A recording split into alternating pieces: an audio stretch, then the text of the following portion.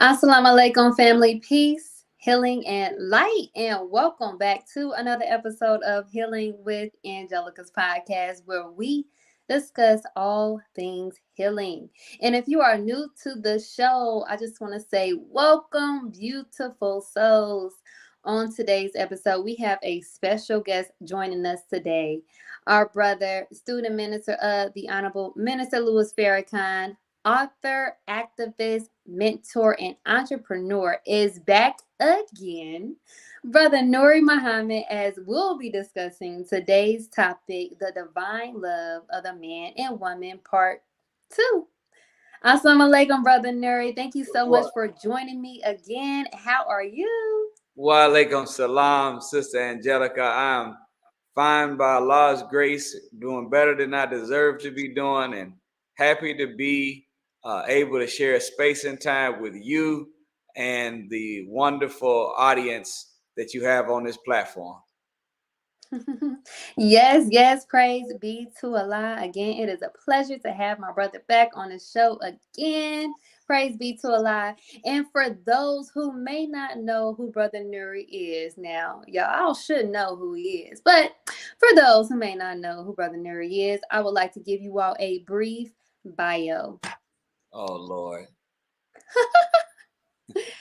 Brother Nuri is known for messages that have a balanced mix of inspiration and information, which has made him one of the most sought after speakers in the country, whether it is high school, church, college, prison, banquet, or conferences. His gift to collaborate scripture, science, and history in a user-friendly way has him delivering hundreds of messages a year in the United States and abroad.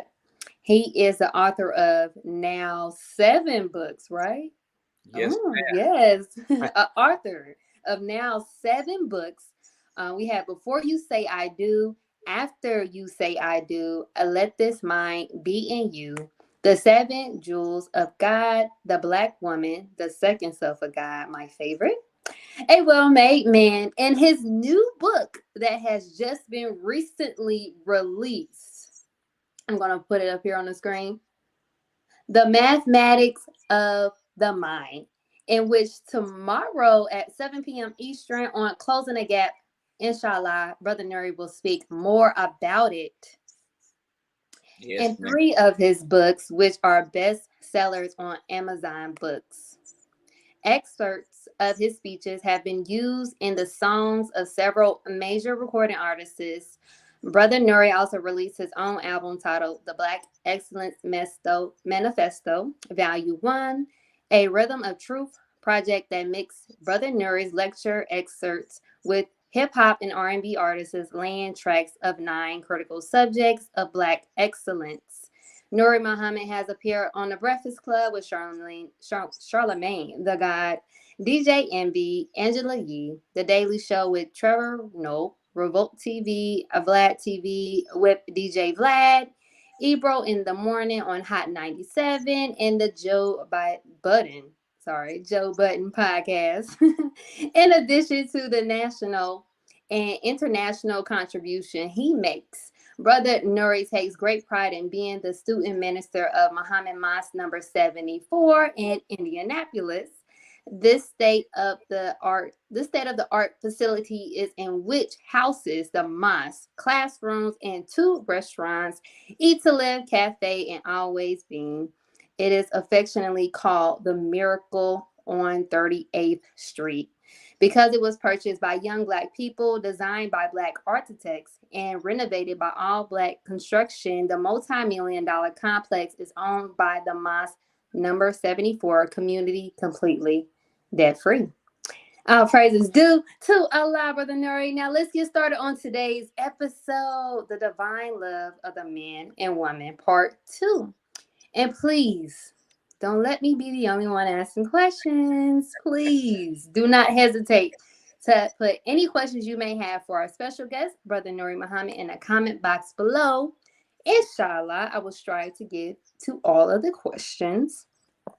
So, Brother Nuri, I am very excited to be discussing this well-needed topic because differences, since you've been away, Brother Nuri, differences have been raging between men and women relationships. Yes.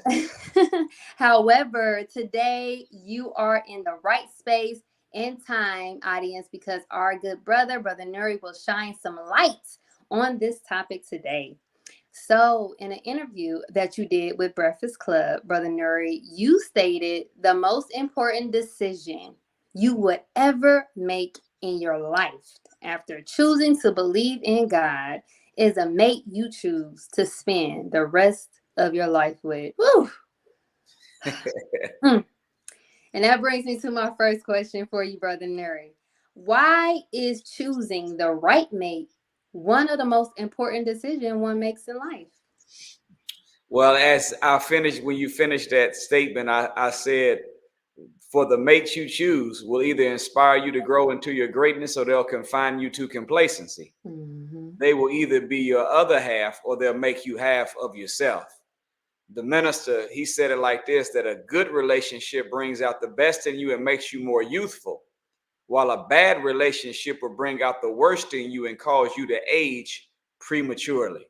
So when you unpack that revelation that God gave through to the minister, he's telling you that if you get into the wrong relationship, if you plant your love in the wrong soil, just like whatever is in the soil, the toxins, the chemicals, or the nutrients, whatever's in the soil will integrate with the seed. And when the product of that seed grows, it will have the nature of both the soil and itself.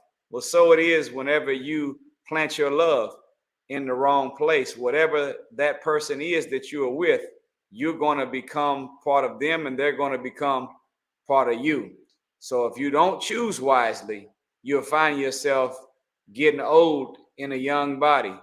You'll find yourself manifesting the worst parts of yourself.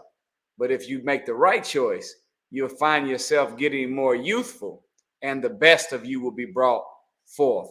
So that is an observation that the minister has made and that God made to give him that statement of the way male and female relationships have gone on our planet for trillions of years. That's the positive and the negative side of choosing your mate. Praise be to Allah. Praise be to Allah. I love that. Now, what role does communication? I think this is very important as when we think about relationship problems, it really lacks, we have a lack of communication. So what role does communication and understanding play in fostering healthy relationship between men and women? The high percentage of what causes the breakup in relationships is rooted in poor communication. The minister put it into the high 80% of all problems. He either said 80 or 90% of all the problems we're having in relationships come from poor communication. Mm-hmm. So when you're married or whenever you are civilized, two grown, mature, civilized people that love, like, or respect each other, they should not argue with each other. They should have discussions. Mm. And there's a difference between an argument and a discussion. Our argument is when two people go back and forth to find out who is right. But a discussion is when two people go back and forth with one another in a calm, civil manner to figure out what is right.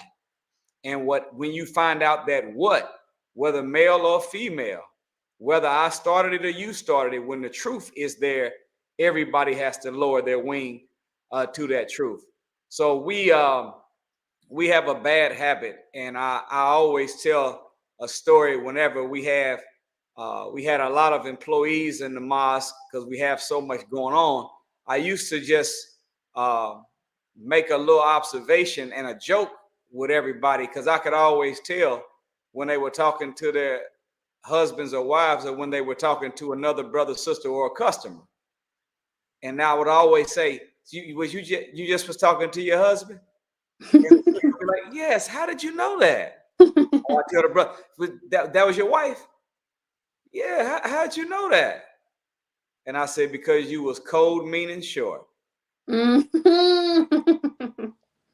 It's a Oh, shame that the people that are in our life that we're supposed to love the most, that we extract the most from, that give us the most in life, those are the ones that we are the coldest and the meanest and the shortest with.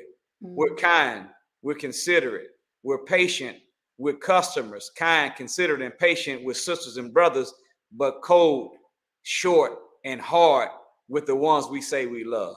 So, in that sense, Sister Angelica, there has to be the uh, acceptance of the golden rule in domestic affairs. What is the golden rule? Jesus said, do unto others as you would have them to do unto you. The most honorable Elijah Muhammad said to the minister one day, he said, brother, the true religion of God is treating others or doing unto others as you would have them to do unto you. We follow that with strangers. mm, Sometimes we don't follow that with the people that we call our husband and our wife. And because of that, because of the anger, the bitterness, the resentment, and sometimes the tone of hatred in the voice, mm, we're speaking, even if it's the truth, it's not the what. Most of the time that causes the problem, it's the way. mm, And you might have rain, but if it gets caught in a cold current, that rain becomes snow, ice, or hail that doesn't water but damages whatever it hits. So it is in the relationships when you communicate. You might have truth, it might be rain, but what kind of current did it get caught in? mm, Was it a cold heart? Was it bitterness, anger? Was it hatred, resentment? Whatever it was, once it gets caught in that cold current, the water becomes ice, and the ice doesn't nurture, the ice damages. mm. I love that analogy. Praise be to Allah. Now, in your experience, what are some common misconceptions that both men and women have about relationships? Well, of course, our brains sometimes are improperly programmed by music, and we're listening to the verbal expression over top of a beat of a fantasy, and we want the relationship to be the manifestation of a lyrical, poetic, smooth voice sounding over top of a beat fairy tale, and marriage is not that. So when you get involved in a relationship and realize that marriage is work, I always tell those that are thinking, am I ready to get married? They ask a lot, do you think I'm ready to get married? And I always say, I don't want to be the judge of it, but I will tell you this. If you're bad at being single, you'll be horrible at being married. Mm. So one big misconception, Sister Angelica, is that when I get married, it's going to take away all of my problems. Mm. Soon as I get married, I'm going to be happy. Soon as I get married, I'm not going to be tempted to do wrong no more.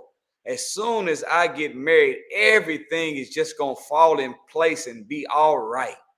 No, marriage is work. And if you are bad at being single, you're going to be horrible at being married. So a misconception is that you're going to meet all of those things you're looking for: peace and contentment of mind, love, peace, and happiness. All I got to do is find the right him or her. No, all you got to do is find the right relationship with the God you already have in your life. Mhm. And when you do get married, they won't be that which completes you. They'll be that which adds to you, because you would have been in the process of completion with your relationship with your God. Mm. I love that. I love that completion. Praise be to Allah.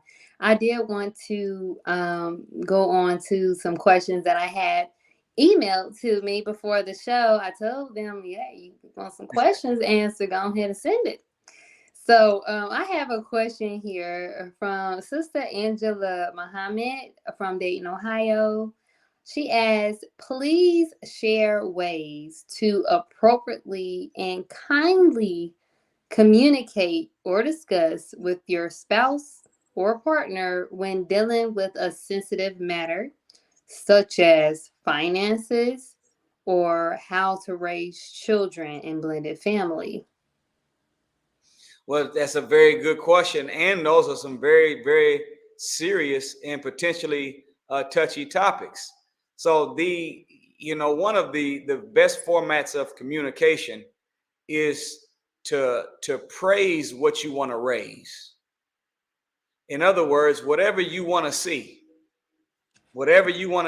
more often, more than likely you're seeing your partner manifest it every now and then. Soon as they manifest whatever you want to see more often, praise them, acknowledge it, show how much it made you feel, how happy it made you whenever they did this, that, or the other, or handled this that way in finance. So show how, if you know you got somebody that has a problem with the proper management of resources, those moments in time, whenever you see them acting with a dollar discipline, where they don't spend in a stupid way, when you see them doing that, you got to praise what you want to raise. And most of the times we can avoid having an argument or a disagreement if every time our mate does the thing every now and then that we wish they would do all the time, when they do it every now and then, praise and applaud it. There's a saying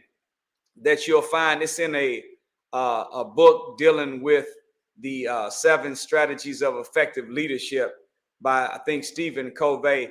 He does an assessment of men in the military, going to study different men in the military in all different nations. Look at this. He says that men generally gravitate wherever the applause is. So as a woman, if you want to see your man manifest certain qualities more often, anytime you find him doing them, you got to give him some applause, because men naturally gravitate wherever the applause is. So that's one way. Praise what you want to raise. And of course, sometimes you have to sit down and have a non-distracted, serious conversation. So you plan it. Honey, do you think we can have some time where we can sit down and have a serious discussion on how we can employ some strategies, tactics, and maneuvers to be a good team and more effective at this blended family situation or at this money management issue? And then when you sit down at the table, sane, sober, non-distracted, nobody scrolling through their phone, nobody answering their phone, nobody looking down, texting while they talking, just me and you, and we are developing strategies. And then all the time that you're hearing an idea from them, you're doing what? Praising what you want. That's a good idea. I'm gonna write that down. Then whenever you say something, guess what he's gonna do? Oh, that's a good idea. I'm gonna write that down. Okay, so what do we come up with? This is our strategy. We said this, that, and that will work. And we need to stop doing this, that, and the other. I need to stop doing that. You need to, okay, we agree. Ready, break. Now the huddle's done and you go to the task, and you really become excited about the new challenge of being able to deal with the financial issue or the blended family issue or whatever issue. Now you become excited because you all have joined together as teammates, prepared to see if you can solve a problem or make a change together. Then you come back and then you have your after recon meeting. 3 weeks later, we've been working on strategy. Have you noticed so forth? Yes, I have. So forth. Do you see anything else you think we should do? Let's try so forth and so. And then it ends up becoming an expression of joy, and you like winning together, not going back and forth with each other on which person's strategy is best. You put your heads together, come up with best practices, make an agreement, put your hand in the huddle, call on Allah, step out there to make the change in unity. Yes, yes, that teamwork. Teamwork make the dream work. Teamwork makes the dream work. Yes, yes. Praise be to Allah. That actually takes me to my next question because it seems like we're having a little bit of issue with the teamwork here, Brother Nuri. So I just want to know, what are your thoughts on the division between men and women when it comes to relationships? Well, there is, as you just said, there seems to be a social trend where it is man versus woman. But the question is, when you see any conflict or disagreement, question you want to raise to find out the origin of it is who benefits the most from it. Mm. So when you look at the destruction of the Black family, our enemies are the ones that benefit from that. This has always been a part of the modus operandi of the slave traders, slave makers, and the slave masters. When they got us in Africa and they put us on the ships, they put the children on one side, the parents on the other, never allowed them to nurse their children. Let the mothers and father listen to their children die in the whole of the slave ship. We got to America, made slaves. They didn't allow us to marry one another. It was against the law to marry. This is where the jump in the broom stuff comes from. Mm. It was against the law to marry, but it wasn't against the law to sweep master's porch. Mm. So if a man and woman had love or feelings for each other, they would sneak and have a ceremony by jumping over the broom and then getting back to work.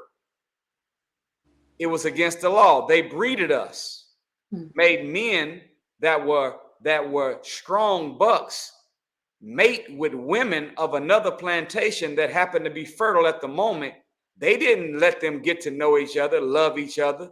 They threw them inside of horse stables like animals and made them have sexual intercourse, not to produce a son or daughter that the two were going to raise, but to produce a new slave for the plantation.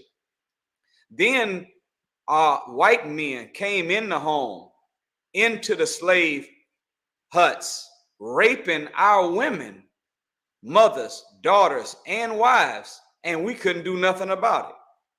So you look at the mathematics, it's always been the goal and aim of the enemy to destroy the relationship of the Black man and Black woman together, because they knew then and know now that the real power base of the Black nation is the Black family. Mm-hmm. When Napoleon was training his cannons on the Sphinx, hired by the European governments to go into Africa and destroy all of the images of Black excellence, he attacked the mystery schools, he attacked the temples, he attacked everywhere you could find Black greatness. He destroyed those images. But he also went inside of the pyramids. And when he went into the greatest of the pyramids, that's still one of the last living wonders of the world, Giza, he noticed on the walls of Giza that anytime he seen the male god, right next to the male god was the female god. Mm. So you never seen Isis without her man Osiris. You never seen the man Asa without his queen Ilida. Everywhere you seen Osa, you will see Aset. They always the male and female. But now you go into the pyramid Giza, and you can tell that somebody's been scraping the image of the women that were with the man, because they knew then, like they know now, that the real power base of the Black nation is whenever the Black man and the woman, not independent, but interdependent entities, connect with one another and borrow strength from one another, we are able to build a strong nation. So they have the enemy knows this, that where there are no strong marriages, you can't have strong families. Where there are no strong families, you can't have a strong community. Communities make nations, nations make a world. So you'll never get the hood right until you get the home right. So if he can keep the home divided, he will keep the hood divided. Mhm. And if he keeps the hood divided, the hood will never become a nation and will never have control of the world like God wants us to. So this man versus woman, this is not the product of one brother on YouTube and another sister on another channel.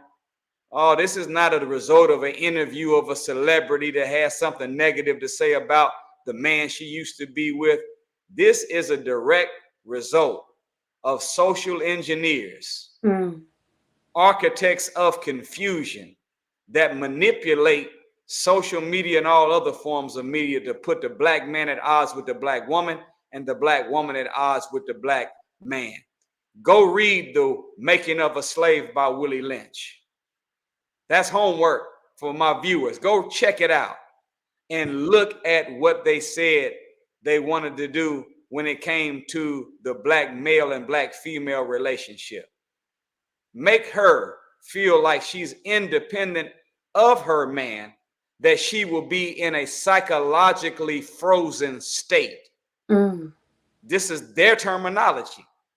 So there's a scientists of evil that are behind all of this, and they might have a few Negro representatives talking on their behalf, but at the root of it is the architecture of confusion, social engineers that are open enemy, that are on this versus woman. This is not us doing this to ourselves. This is them doing it to us, and we should not participate in such foolishness. Whew. You went in depth about that. Oh my God. Thank you so much. And what was the book you said? Making of a Slave? Making of a Slave. Just look up The Making of a Slave by Willie Lynch. It's attached to the Willie Lynch letter. And it's easy. Just Google it, you'll see it, and it'll give you a breakdown of some of the strategies that they employ. And remember, Willie Lynch was hired in 1712 by the slave masters in America because they were losing too many slaves by the way they treated them. But he had a very successful, productive plantation in the West Indies. So the American white man hired Willie Lynch to be a business consultant, to come over and do seminars with white slave masters in America to teach them how to get maximum productivity out of their slaves with minimum loss of life. And when Willie Lynch came, he told them, look, I have a foolproof plan in my bag that I've used on my modest plantation in the West Indies, and it works. It's foolproof. If you employ it for 1 year, the slaves will become self-fueling or self-perpetuating for 300 years, maybe even 1,000. And then he goes into what his primary foundation was, and he says this.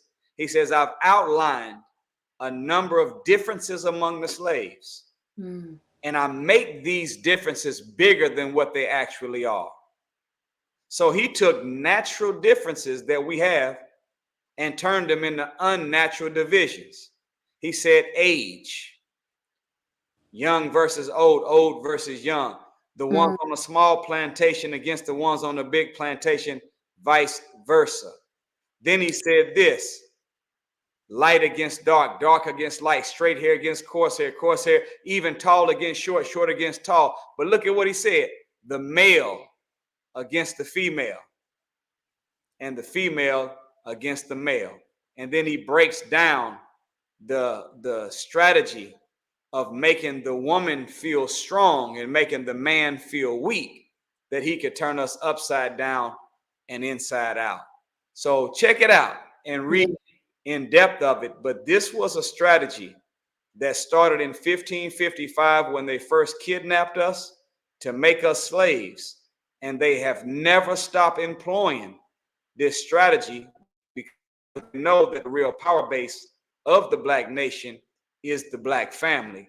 And if they can keep us at odds with each other, not willing to and wanting to, desirous of marrying one another and taking care of each other, if the home's not right, the hood will never be right. And if the hood's not right, we'll never be able to have a nation and rule the world like God wants us to. Praise be to Allah. You went so in depth that I wouldn't even have thought just about how far this division between men and women really goes. Like it goes way back into history, and you can see it continuously happening now. So I'm Yep. so glad that you brought that up. Praise be to Allah. And if you all are enjoying this episode just as well as I am, please, please, please, please show your support by donating today to Cash App $ Healing with Angelica to help sustain future episodes just like this.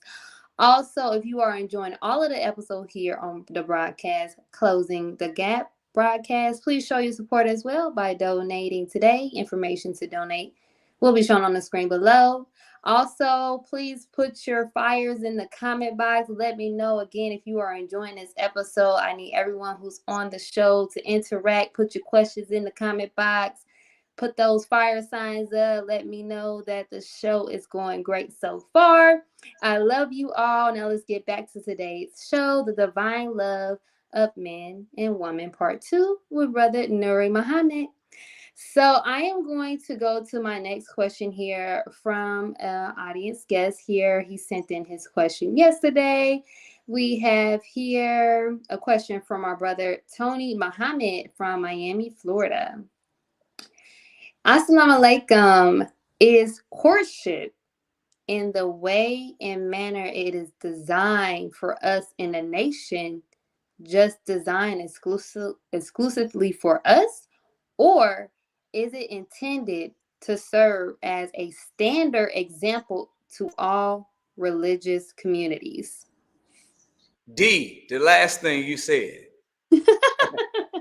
Well, I will say this to Brother Tony and those in our viewing audience. We, by the grace of Allah, we were able to, in our book, Before You Say I Do, teach on the really the protocols for courtship that Allah God gave to the Honorable Elijah Muhammad to give to us to safeguard us in the investigative process of choosing a mate.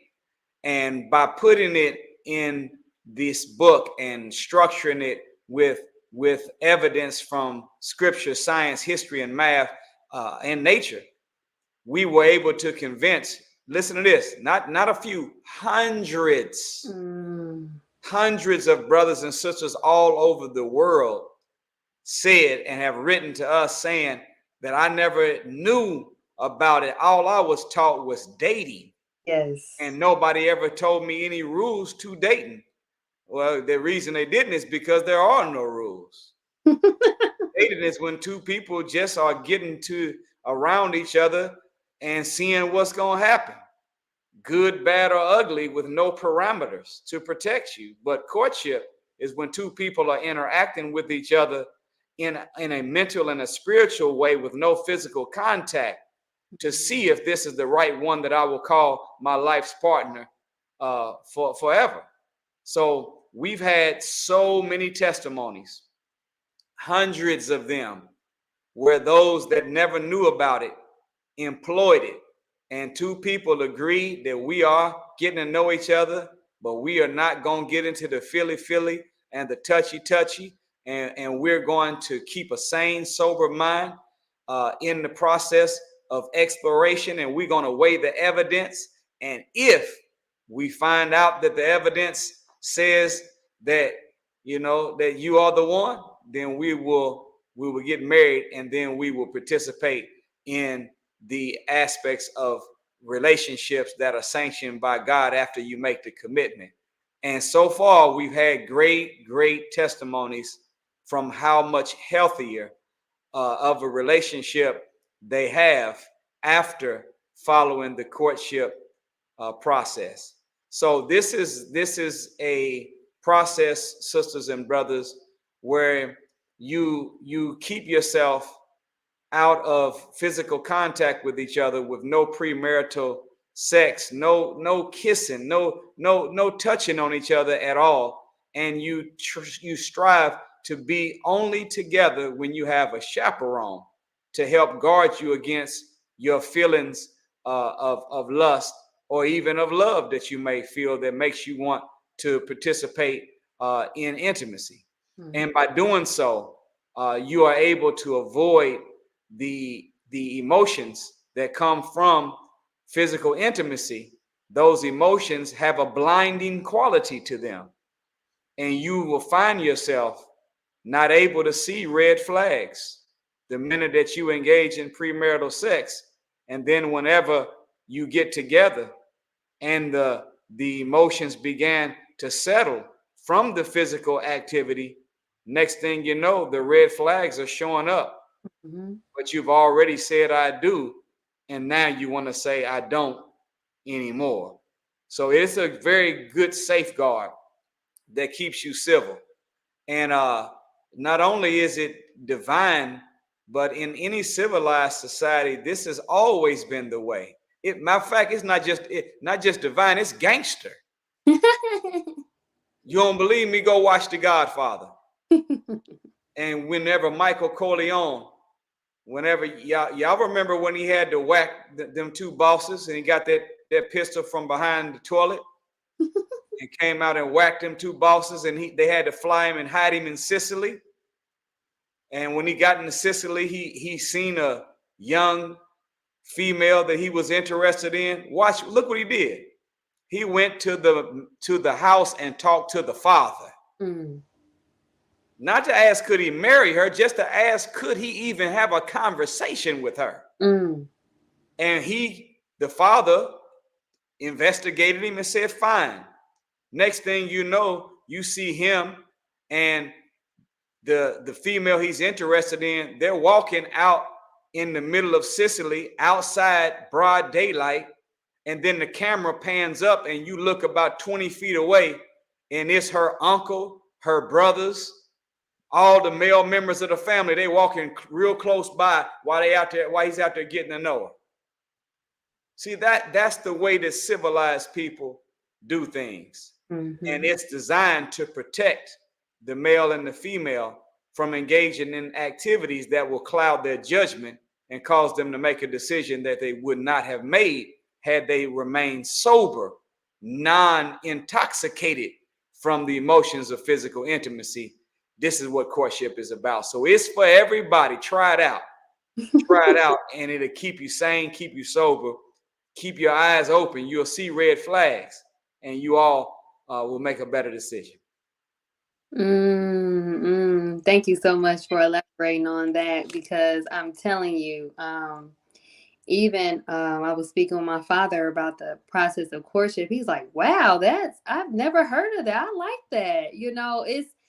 It's really like, it's just something that we all should partake in, even those who are not even in a nation. Like I said, I told my father about it, and he was like, wow, that is a beautiful process. I wish we was doing that, because when you really think about it, it really is a safeguard, especially for us as women, because us as women are really we're more emotionally attached and can get attached, other than men, So I do want to elaborate just a little bit on the importance of, and maybe you can elaborate on it, the importance of not having sex before marriage, and why that is important, and to have an understanding of that during the courtship process.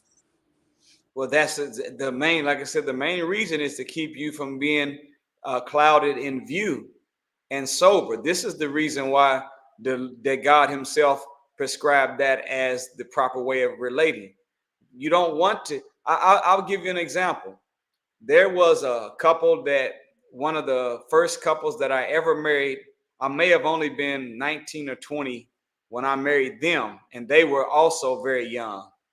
And over the course of years, they had many problems. And so in one of the sessions, I decided to ask a question. I said, let me ask you this. Did you all engage? Was you all physically with each other before you got married? And both of them said yes. Then I asked this, Sister Angelica. I said, let me ask you this. Do you think that had you all not already committed the act of intimacy, do you think that you all still would have gotten married to each other? One of them said no, and the other one said yes. Mm. The sister said yes. The brother said no. So now you have somebody that has made the biggest life decision after choosing to believe in God out of guilt, not out of love. Mm. And as a result, the two did not make it. 4 children later, they did not make it. So look at the damage that is done to the woman that has been held hostage for all those years in a relationship. Look at the damage that is done now to the children who have been absent their father and the optimal family structure that will give them a platform to be the best that they can be with the minimum amount of stress of life. See, all of those are the side effects of not doing it right. So you and I should want, to bring God with us in our relationship. In fact, marriage, the synonyms for marriage are holy matrimony, a covenant connection, and a sacred union. These are all divine and spiritual terms. If they're divine and spiritual terms, and marriage is a divine and spiritual process, don't you want God to come with you when you start it? So you don't want to get involved in activities that are a violation of the law, statutes, and rules of God, and then start a relationship and you're not for sure whether God is with you or not. Why not say, you know what? I'm not going to commit no fornication. I'm going to abstain because this is the way that God wants it to be. And if I do so, I can go into this with more confidence that it's God coming with me, because marriage is not a 2-party system. Marriage is a 3-party system. It's you, your mate, and God himself. And it's really structured in a triangle. Yes. You and your mate are down here on these 2 ends. And you don't get closer to each other by moving down the bottom line. You get closer to each other by going up into striving to become one with your God. And as long as you live your life striving to be pleasing to the God as a man and as a woman, you don't have to put any energy getting close to each other. You're going to naturally get close to each other the closer you get to God in unity.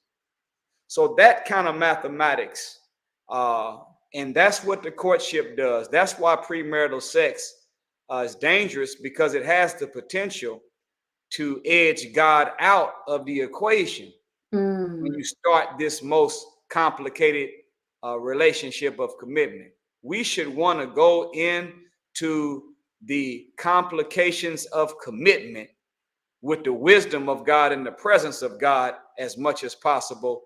And to do so, we can do it better whenever we go into it following his laws and rules. And that's no premarital sex. Ooh, beautiful, beautiful demonstration. I love that. Praise be to Allah. Yes. So I also, as we were talking about this part, I also thought about those relationships that actually have already started, and things already done transpired as far as, sex, I guess. Is it possible to make that work out? Relationships that has already engaged into the act. Like, what would be an advice for those who want to make it work out, but work it out better in the righteous way after making that mistake? The minister, in one of his answers on Twitter, just listen to this one little sentence statement. He said, God is always anxious and ready to forgive you. I said, wow. So all you have to do is ask for forgiveness. And then, of course, you know, in Islam, we don't uh, leave forgiveness as just a one principle statement, but the act of repentance has steps to it. Once you ask for forgiveness for a specific thing, now you have to put your word out there that I will not be a repeat offender of what I asked you for forgiveness for. And then you have to strive to make your word bond to the God you ask forgiveness to. So if you're in a relationship and you're not yet married, but you've already crossed over into that line, say, you know what? I'm going to ask for forgiveness for doing so already. And I'm going to go back and let's revisit the relationship with no more of the feely, touchy involved in it. And let's get to know each other on a mental and spiritual level. Let's weigh our spiritual characteristics and our personality traits, none of the physical, no more. And let's see if we still feel this strongly about one another. And if the answer is yes, then you ask for her hand in marriage, and may Allah bless you with your happily ever after. But that's possible. Now, if you've already started the relationship wrong and you've already gotten married, you still can, in fact, make it, because our ability to do right and wrong is not just hinged on us knowing right from wrong. It would be nice to know that just off of knowing that smoking is wrong, that if somebody puts a blunt in front of your face when you're 14 years of age and everybody you know that's doing it, because you know it's wrong and you never will smoke. But what we have found is that the more evidence we have on how right something is that's good for us, the easier it is for us to participate in that good act. And the more evidence we have on how destructive something is that's wrong to us, the more strength we have to resist that temptation. So our why power really feeds our willpower. The more wise you know about something being wrong, the easier it is for you to resist it. So even if you came and started the relationship, you already did that, and you all are already married, it is true that the law under which a thing comes into existence gives that thing its nature. But you too, after starting off wrong, you can make it right, because there's some other things that you can do in the relationship to pull the weeds from that have been planted in the relationship wrong from the beginning. And you can sprinkle some divine fertilizer on it and make your love grow in a true and proper way.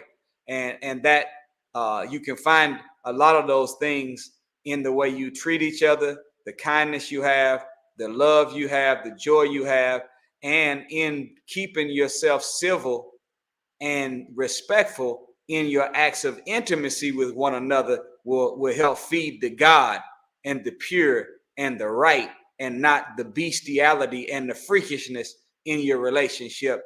And you'll have a healthy respect for each other, and things can go to that same point that it would if you started off right. Happily ever after will be yours as well. So we've all made mistakes, but the God is very anxious and willing to forgive us. We just got to ask for it and strive not to be a repeat offender of whatever we ask forgiveness for, and move on with more evidence on how destructive something wrong is, so we have more why power that gives us some willpower. And if we do so, we'll be all right, and the God can restart, refresh, renew, reset, resurrect, reconcile, and restore the relationship like it started off perfect and proper, and you will have a great relationship. Yes, praise be to Allah. You guys hear that? You can make it work out. It's not over. That's So right. praise That's be right. to Allah. Yes. So we are getting towards the end of the show. I see I have a question here from one of the audience here. And if you guys are enjoying the show, please put the fire in the comment box. I need some interaction. So put the fire in the comment box. Praise be to Allah. So I see we have a question here from Raymond Ellis. I think we kind of elaborated on that earlier in the show, but I think this is kind of more in depth. We have excellent deliberative dialogue, brother Nuri. Is it safe to say that our troubled Black male and female relationships started beyond our makeup of the so-called white man? I can't say that for certain, but we do know that the Honorable Minister Louis Farrakhan, as he taught us in several messages, but in specific a message that he did call the origin of the white race at a Savior's Day one year in the 90s. Mm-hmm. He made this principal statement that is known in physics. He said, you can't get out of a thing what's not already in it. So if the Caucasian came from us, whatever's in him was also present in us. The difference, though, whenever it was in us in the form of what we are taught known as the brown germ.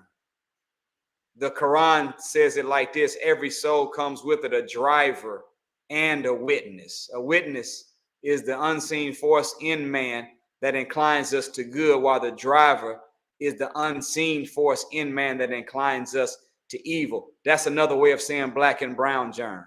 Mm-hmm. In Far East, they'll call it the yin and the yang. Among the Native Americans, they'll tell you that they'll call it, among the Navajos, they call it the good wolf and the bad wolf. On the cartoons back in the day, you would see on the shoulder of Daffy Duck, a Daffy Duck on one shoulder in an angel outfit and another Daffy Duck on the other shoulder in a devil outfit. Both of them were Daffy Duck on top of Daffy Duck's shoulders, but the angel and the devil, two opposing forces inside the duality of the nature of man. What we can say is that there are some and a lot of impediments and problems that we experience as Black people today that we did not experience until we were Caucasianized and Westernized by this enemy. So, by the fact that I won't even go all the way back that far before the Caucasian. Do you know that there was a group of people that did a observation of the marital status of Black people in America 2 years up from slavery in 1867. It's called the McKinley-Irvin Family Law Study. And they went back to look at the marriages among Black people and the success ratio. And they found that 2 years up from slavery, 9 out of 10 of all Black adults that were eligible to be married were married. 9 out of 10, with a nearly 100% success ratio, meaning that 90% of us that were adults were married to each other, and we all made it to death do us part. Now you come to the modern time. Only 1 out of 4 of the Black marriages that exist right now are going to make it, because we have a 75% divorce rate. And only 4 out of 10 that could be married actually are married. So when you take that math, if only 4 out of 10 are married and 3 of them aren't going to make it, only 1 out of 10 is going to make it till death do us part. That is today's stats. You don't even have to go back beyond Caucasian. This is fresh out of slavery. We still had a near 100% success ratio with 90% of us being married. So I have never heard it taught on or explained about any domestic problems or marital issues we had before we were Caucasianized and Westernized. Not to say that there weren't some, but I have never read about them. But I will say this: that if we can just go back to 1867 and see a 90% marriage ratio with a nearly 100% success, it's a strong possibility and probability that we were getting along well with each other before the enemy was brought on the scene and we began to adopt his lifestyle, or what we should call a death style. So I can't say for sure, but by my own inference, deduction, and reasoning, if we were doing that good in 1867, we probably was doing even better than that. Yes. Trillions of years ago, before we ever got contaminated by a satanic culture that came from the making of this Caucasian. Praise be to Allah. Hope that helps out my brother Raymond. Yes. I think you definitely went in depth about that, and answer that perfectly, actually. Praise be to Allah. Now, see, I knew y'all was gonna do that. Y'all gonna send in all these questions before we end the show. Why would I? So, if you don't mind, I have two questions for the guests from our audience, and yeah. So we have a question here from Brother Samuel X. Clark. He asks, what do those who have been through, I guess, trauma or of misreading a relationship, marriage, and it fails not to bring the baggage into a new relationship and be made whole again? Did you understand that? I hope you did. I think so. I think I do. I want to just suggest to us this. Make sure you are single before you try to get married. And single does not mean that you live in your house by yourself, and as a woman, you don't have someone you call a husband, and as a man, you don't have someone that you live with that you call a wife. That's just one of the dimensions of being single. If you are single in your home, you're physically single, but you want to make sure you're also mentally single and single in your heart. So don't just be single in the house. You got to be single in your head and also single in your heart. What does it mean to not be single in your head? See, if you are holding pain from a past relationship that causes you to be unjust to the opposite sex because of what a man did to you, now you charge all men with being like that. So you know you'll be unjust. You got resentment in your mind toward the opposite sex, male or female, female to male, whichever side you go. That means you're not single in your head. And if you still have romantic spousal feelings for someone you used to be with, you're not yet single in your heart. So before you start courting someone to figure out whether you want to get married again, make sure you're not just single in your house, but you're also single in your head without resentment toward the opposite sex for what someone did in the past, and single in your heart, meaning that you're not still in love with somebody you used to be with. And if you're single in your house, single in your head, single in your heart, you're not bringing any baggage with you per se about from a past relationship. Now you're in a healthy position to start new and fresh, because it's unjust to come into a relationship and based off of what someone else did, you already starting them off, the new person, at a 7. And all they got to do is do a few little things wrong and they already at 10. Yeah. No, let everybody be their own individual selves, and you start them off from a 0 and let it go from there. And if you can't do that, that means you're not single in your head or single in your heart, even though you may be single in your house. You broke that down. Woo. I never thought of it like that. Praise be to Allah. Yes. I have one more question here for you. Assalamu alaikum. We have here Brother Enoch Rahim. I hope I said it right. How do we bridge the widened gap between Black men and women? Well, the simple mathematics is just to know that, listen to the Holy Quran. Allah says that He placed between the male and the female love and compassion for one another.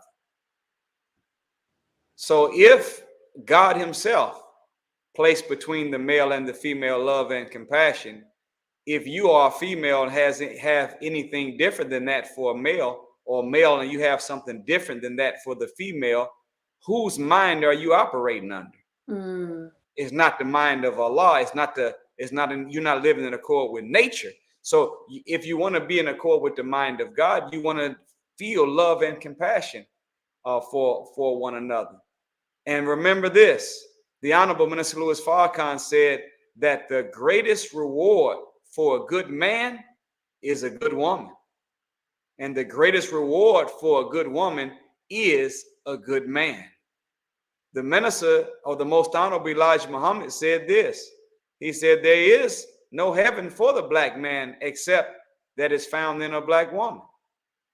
So if you want heaven, you have to have a good relationship with your mate. If you want to live in accord with and be operating from the mind of God, you should have love and compassion as a black woman for black men. And you should have love and compassion as a black man for black women. And if you do, then you will be able to tap into that mind of God and find that one that will help you to live in heaven on earth. So that is the simple formula. And of course, you have to, when you reach a certain level of maturity, you have to make the conscious choice to unlearn behavior that has you not liking yourself or has you not being what you know you could be, and start to relearn or learn behavior and thoughts and ideas and wisdom that will make you as you want to be. So if you've been raised as a man with an unhealthy view of women, you need to unlearn and deprogram yourself from the disrespect of women, and make sure you do nothing to feed the improper, inappropriate, and the lies about women that you've been fed growing up. So there should be no music that's playing in your headphones that calls women out of their name. There should be no program you're watching that takes pride in seeing women stripped down, disrespected, stripping, prostituting, or called out of their name. And the minute that you stop feeding your mind through your ears and through your eyes information that is against the description God gave of that woman, and you start feeding your mind wisdom about the value of the woman, you will deprogram yourself, unlearn behavior that has you thinking negative about your woman, and you will begin to be, as the Honorable Elijah Muhammad said, someone that will respect and protect the black woman. Next thing you know, you'll start asking yourself, how would I want another man to treat my mother? How would I want another man to treat my daughter? And then you would say, whatever I want a man to do for my mother or my daughter, that's what I'm going to do for this other woman. Because after all, she is somebody's daughter and one day may be somebody's mother. So I'm going to treat them the way I want someone to treat my mother or my daughter. And if you do that, brother, you'll have such a healthy respect for women, and you will be able to extract from the mate you call your wife the heaven that Allah put in her for you if you handle her in that way. And vice versa on the flip side, you too as a sister, if you understand the man according to what God said about him and the proper relationship to him, unlearning, deprogramming behavior, false concepts of what a black man is, and relearning who he really is, his value, and how you are interdependent on him, and he's interdependent on you. Together, you all will make greatness, excellence, power, prosperity, and success happen. But by yourself, it's going to be limited. I just took so many notes. Ooh, Praise praise be to be to Allah. Allah. Yes, praise be to Allah. And it's now so many questions rolling in. So we might have to come back. Well, Might. just shoot me a few and then we'll try. We'll try to answer a few real Okay. quick. Because they coming in. I come up twice at a time. Okay. Okay. So I see here. Oh, let me go back up. And we will come back to Sister Angelica, and we won't take so long this time. Yes, sir. Yes, sir. It's fine. You know, I understand. So I see here we have a question here. Give me a moment. Okay. From No Limit TX6. We have, what does a brother do if you've been with a sister dating for more than 3 years and you decided to join the nation, and knowing we only do courtship and marriage but already made sexual relations? Well, again, as we said earlier, that it is a matter of divine law. You want to bring yourself and your life in accord with the will of Allah. A Muslim is one that submits their will entirely to the will of Allah. And don't you know, brothers and sisters, that whatever you submit to, you become like. So the more you submit to a thing, the more like that thing you become. So if we submit ourselves entirely to Allah, we become a God. So even though you've engaged in the relationship inappropriately before you came in the ranks, now you're in the ranks. Now you want to bring God with you in the new relationship. And more importantly, you want to be able to bring God with you in your process of development. And you're showing that I am submitting my will to do the will of Allah. Therefore, I'm bringing my life in accord with divine law. And remember, the straight path is what the law is. And in mathematics, the shortest distance between 2 points is a straight line. Once you make up your mind that you're going to live law and straight, then you have the highest and the fastest route to get to what you're trying to get to, that is good, noble, and honorable, than anybody in the world. Everybody else is going to have to go around and take detours and take the long route, but you got the shortest distance between 2 points, a straight line on that straight path. So even though you have, it's time to say, you know what, we don't do that anymore. I'm bringing myself in accord with the divine law. If it's meant to be, it will be. But I'm going to follow the laws and the rules and regulations, and we'll relate to each other mentally and spiritually, but no longer physically. And let's see what happens. Yes. That's the spirit you should have, mighty warrior, and you can do it. You can do it, and so can she. Yes, yes, that coming into union with Allah. So praise be to Allah. Now I am so glad that this brother here, and this will be the last question, asked this question, because this was a question I had in my mind. However, I didn't even ask it. But this is something that I noticed that a lot of the times hinder men into getting into courtship or wanting to be married. So we have a question here from Brother Corderas X. Assalamu alaikum says, I apologize. I was able to get on due to work.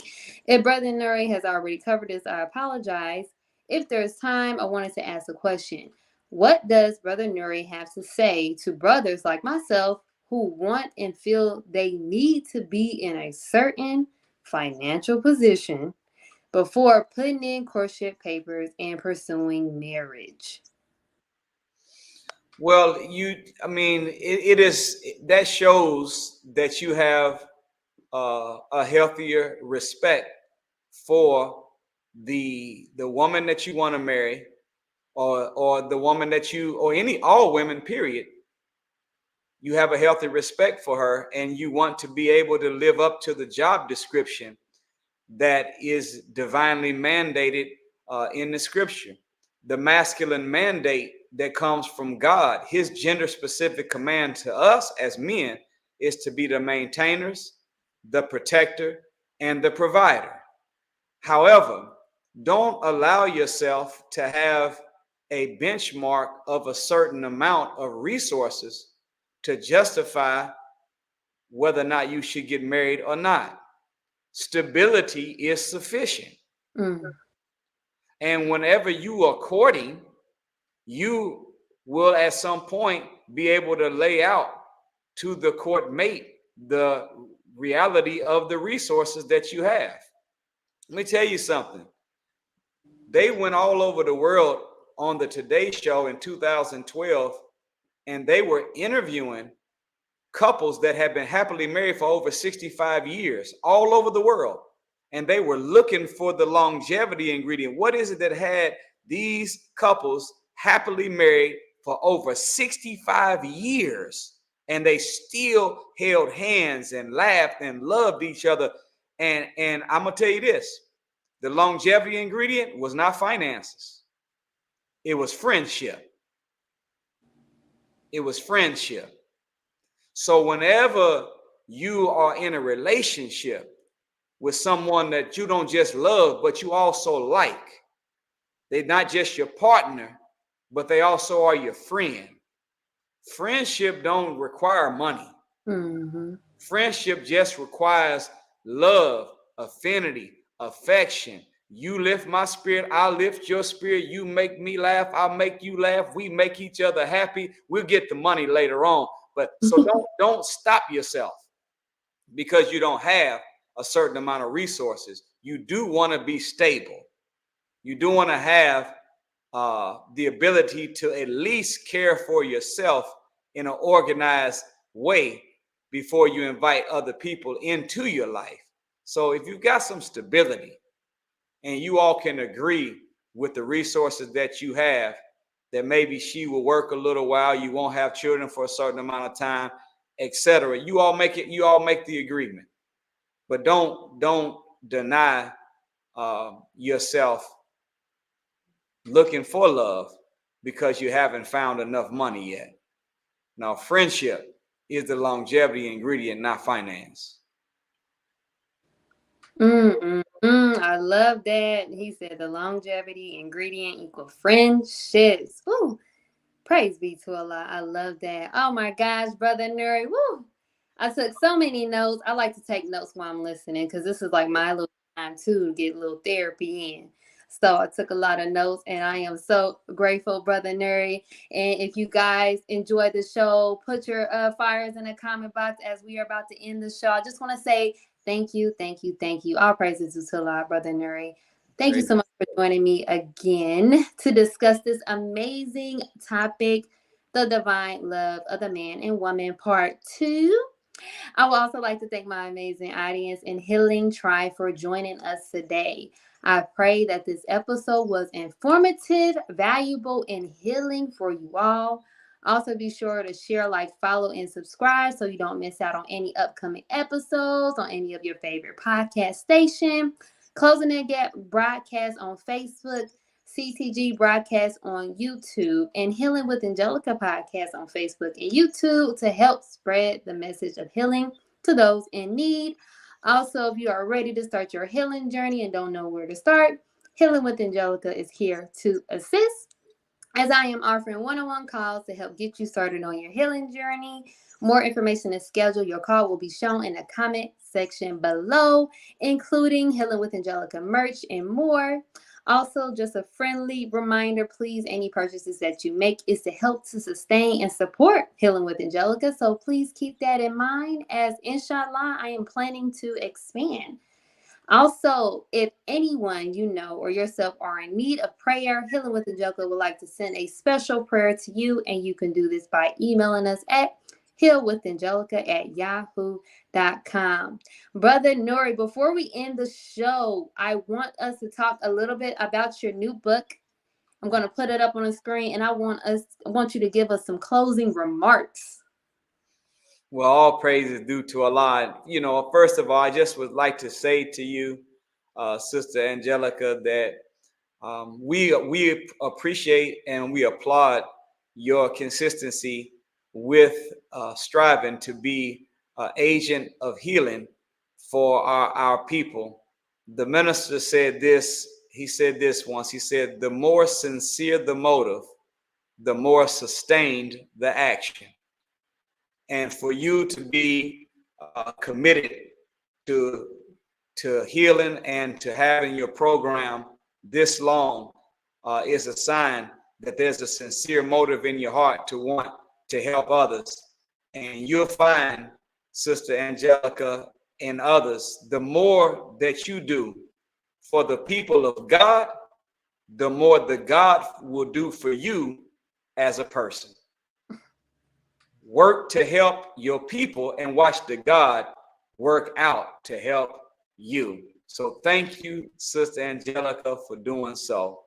I am so pleased to announce that this latest book, that I will have to say that it's probably my favorite of all. I broke down crying in the editing process, thinking about how valuable this book, The Mathematics of the Mind, will be to our people moving forward after they read the book. It broke me down. And I am pleased to announce that I received a message from Amazon where they told me that we were the #1 new release on Amazon for February all over the world by the grace of Allah. And I was so touched to see that the ratio of males and females were real close to the same in percentages of those who purchased the book, and even deeply touched that the age group that purchased the book the most was 25, 26, 23. That young brother and sister was the ones that purchased the book more than anybody else. So you should get it. And it is, for the lack of a better word, it is in truth, it is a 33 chapter expose on the power of the mind and how to unlock that power and put it in the service where you can defeat depression, lose weight, make more money, become a better husband, better father, better savior. Whatever you're trying to do, I promise you, if you take it and apply the principles of it, it will have you levitating over life's challenges and tapping into unlimited progress for yourself and those that are in your life. So I hope you will get it. It is a great read from the feedback from many that have already got it, and I hope you will get yours too on NuriMuhammad.com and give us some feedback. Make a review of it. We need your help. Go on after you buy it and read it. Go back and review it, because you know our people are sheeple. I said our people are sheeple. They go wherever the crowd goes, and you know I do the same thing too. Every time I'm going to buy something online, the first thing I want to do is see how many stars it has, and then how many people gave it them stars. And the more people gave the stars to, and the more star rating it has, the more likely I am to buy that product.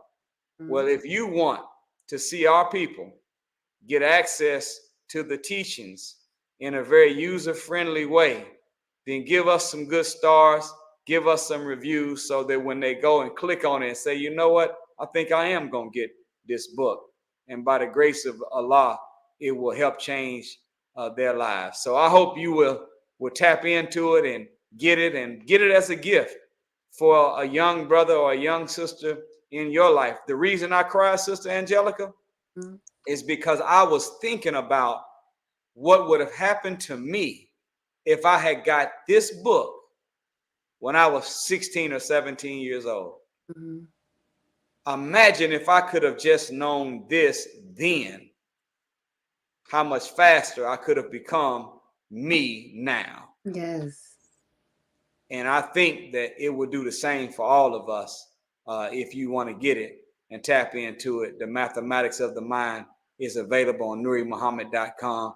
Get it for yourself, get it for somebody else. Oh my God, so beautiful. And I can tell that this is one of your favorites.